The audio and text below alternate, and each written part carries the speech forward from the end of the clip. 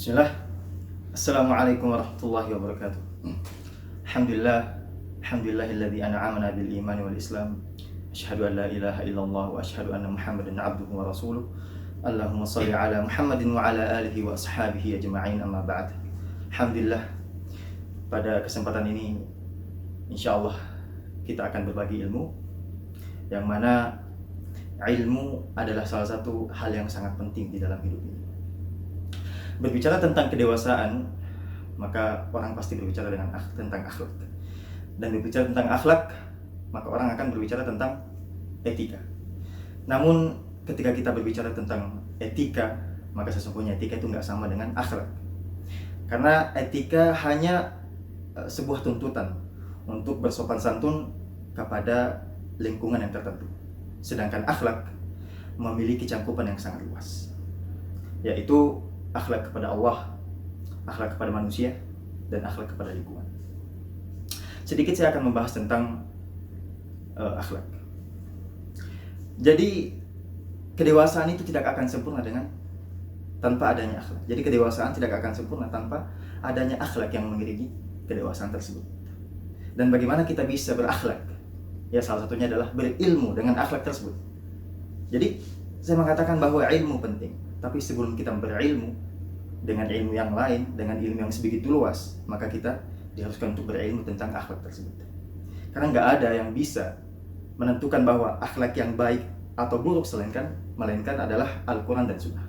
Karena terkadang orang menghakimi bahwa ini akhlak baik, ini akhlak buruk, padahal itu nggak baik.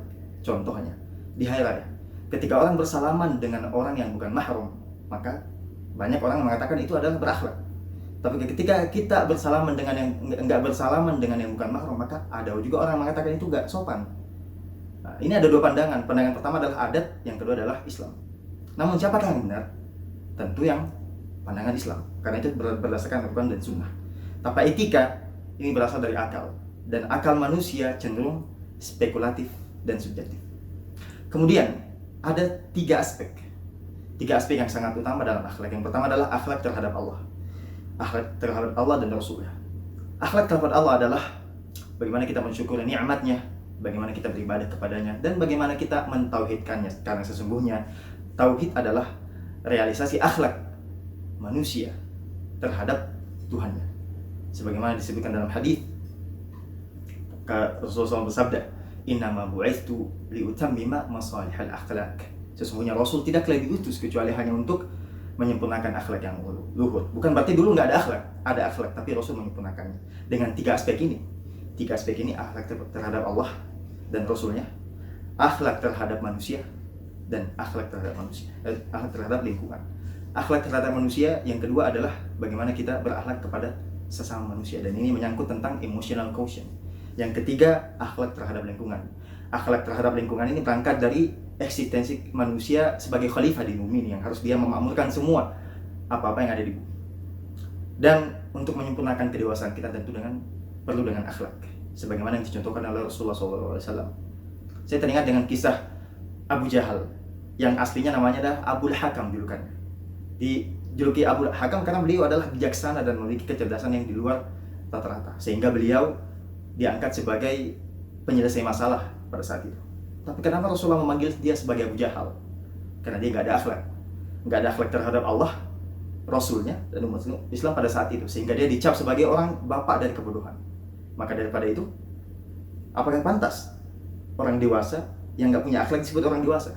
Nggak pantas. Karena kedewasaan nggak cukup dengan hanya pikiran yang matang, perilaku yang matang, tapi juga perlu dengan akhlak yang baik. Bagaimana kita bisa bermuamalah kepada manusia, menunaikan hak-hak saudara kita, tidak menyakiti hati saudara kita.